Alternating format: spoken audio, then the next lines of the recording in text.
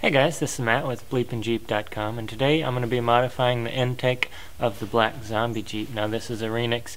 If you don't have one of those, this might not pertain to you, but you might learn something anyway. First, check out my website, BleepinJeep.com. We've got all the best off-road videos on YouTube, none of the boring stuff. We've got hats and t-shirts, muffler bearings, and flux capacitors, hard to find automotive parts, and discount coupon codes as well. Also, do subscribe to the YouTube channel and check out the Facebook page too. Alright, let's get started. Alright, so I've decided to install a dual battery setup here on the black zombie Jeep. And to do that, the battery needs to go right here on the driver's side. And to do that, I'm going to need to make room in this spot right here. And to do that, I'm going to reroute the intake up into the firewall over here, kind of do one of those firewall snorkel thingamabobbers. I'm going to do it a little bit different, but we'll cover that in another video. Right now I'm just going to modify this because on the Renix engines you can't swivel this. It is locked into position facing this direction.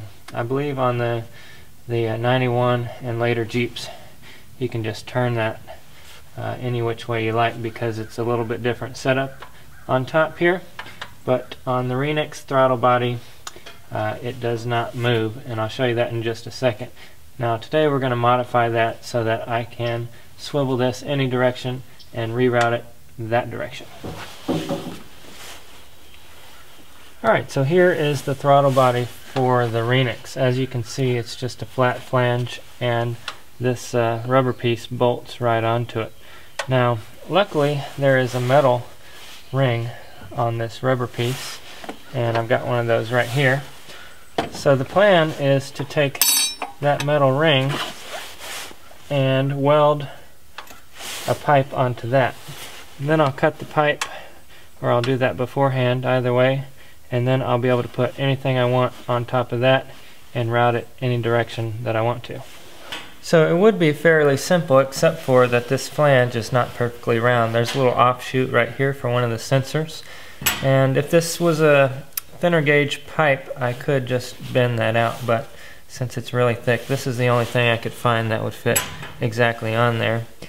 So since that's thick like that, what I've got is this 2x2 square leftover piece that I will cut and weld right there, and then this little cap triangular piece that I'll put right there, and then I think I'll be able to make it all work.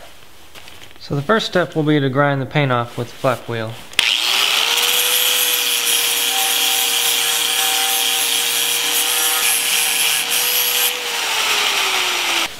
Then I'll put this on and make some measurements here.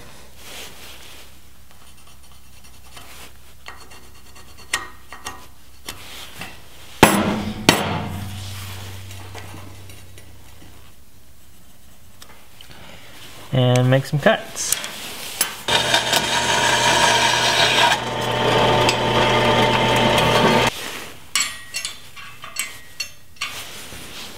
Alright, then I need to try and cut this piece to match as well. I'll just kind of eyeball that, I guess.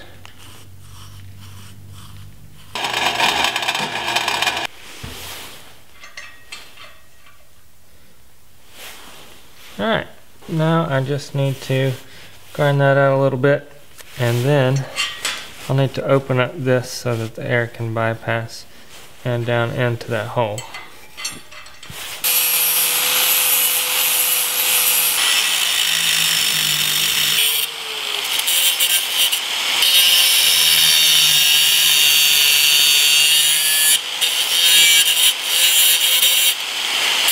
Alright, so the first thing I'll do is put everything together like a puzzle piece and make sure it all fits,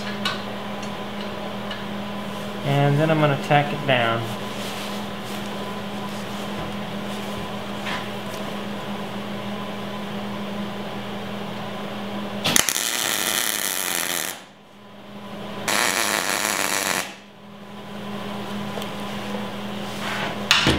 Alright, now for the hard part are these little pieces.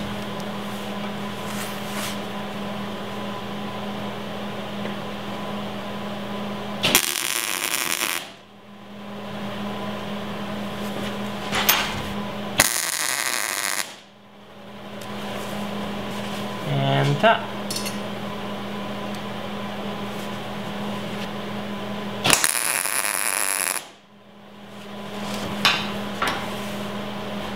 There it is.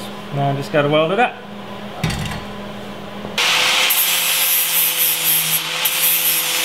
Alright, well, my welding skills could use a little finessing, but it's not too bad. Now all I need to do is cut it.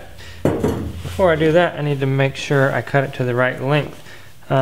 This is what I decided to use probably. It's a 3-inch 90-degree coupler. And the only problem is it's kind of tall. I need it to be as low profile as possible. So what I'm going to do is cut this metal piece as short as I can. If I need to, I can even cut a little bit off of this coupler to bring it down.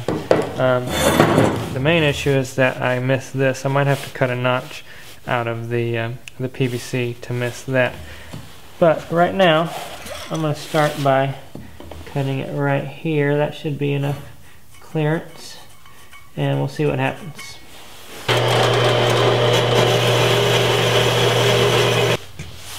And there it is. Now when I go to put the cap on, I can put it in any direction that I please. But before I install it, I'll need to either make a gasket or just reuse the old one. To do that, I'll just take a razor blade and cut it right about here. Alright, now I can take that gasket and reuse it. Let's go test fit it. Alright, so there it is. That's going to be pretty sweet. Of course, I'll need to paint it first, and after I do that, I'll be able to mount this any direction I like. Once I get that on there, I can probably seal it up. Or if I don't want to use that, I can use some kind of a rubber and a strap on the outside to tighten it up. Alright guys, thanks for watching. I hope you enjoyed it. Don't forget to check out the website BleepinJeep.com. We've got all the best off-road videos on YouTube. None of the boring stuff. We've also got hats and t-shirts, muffler bearings, flux capacitors, discount coupon codes, and more. So check it out, BleepinJeep.com.